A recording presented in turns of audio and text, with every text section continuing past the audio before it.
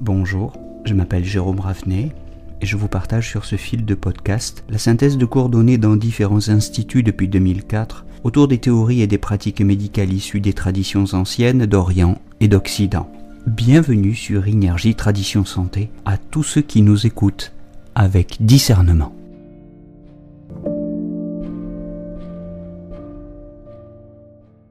Nous continuons notre dictionnaire numérologique d'introduction à la médecine traditionnelle chinoise et aujourd'hui, c'est la deuxième entrée concernant le chiffre 4. 4 comme les 4 temps, Shenzhen en chinois, les 4 temps du diagnostic. Le diagnostic est en lui-même l'une des 4 phases ou l'une des 4 étapes de la consultation. Le but du diagnostic, c'est d'établir pour une maladie le syndrome qui lui correspond. Par exemple, pour des céphalées, des rhumes, des diarrhées, des règles douloureuses qui sont des maladies, on va vouloir déterminer le syndrome qui les caractérise.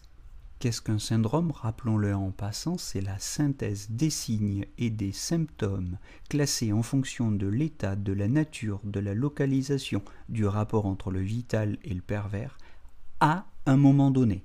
Et je vous renvoie dans le descriptif de ce podcast aux liens qui vous permettent d'aller voir très vite les vidéos ou les podcasts que vous n'avez pas encore écoutés si vous n'avez pas une conscience, une connaissance très précise de chacun des termes que je viens d'employer dans la définition du syndrome. C'est absolument fondamental, on ne peut pas aller plus loin si on ne sait pas ce que c'est précisément qu'un syndrome.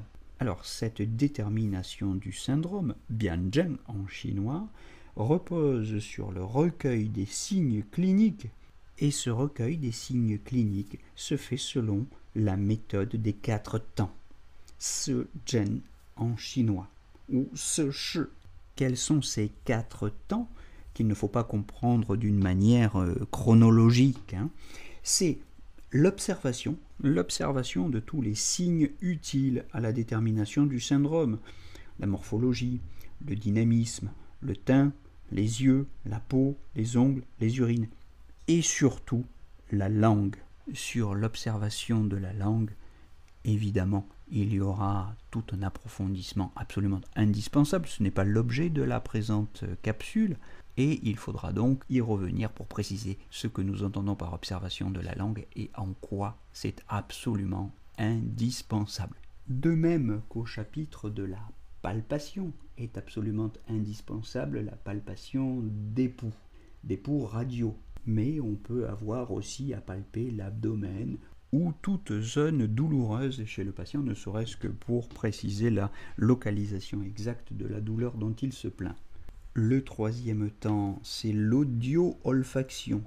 On met ensemble audition et olfaction, qui se focalisent sur les caractéristiques de la voix, de la respiration, de la toux, des odeurs corporelles. Et enfin, après l'observation, la palpation et l'audio-olfaction, le quatrième temps, c'est l'interrogatoire, qui permet de recueillir de nombreuses indications sur les antécédents du patient, les circonstances de survenue et l'évolution de la maladie, ses perceptions, ses réactions, les signes et les symptômes subjectivement ressentis, les signes objectivement observés et les symptômes subjectivement ressentis, de même que les modalités d'aggravation ou d'amélioration.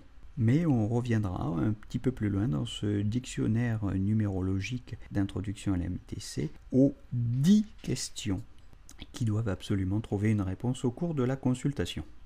Voilà quels sont les 4 temps qui nécessiteront chacun des cours entiers, développés. Le but de cette capsule, c'était simplement de les présenter, c'est-à-dire de rappeler l'objectif du diagnostic, l'établissement du syndrome, et de préciser que la détermination de ce syndrome ne se fait donc pas au hasard, elle se fait au moyen d'une méthode, la méthode des 4 temps, qui permet de déterminer encore une fois le cadre nosographique précis de la pathologie. Et on retiendra surtout qu'en vue de déterminer ce syndrome, dans le cadre de la pratique des 4 temps, l'observation de la langue et la palpation du pouls tiennent une place absolument prépondérante. Ce sont des garde-fous, des garanties absolument indispensables à la précision du diagnostic.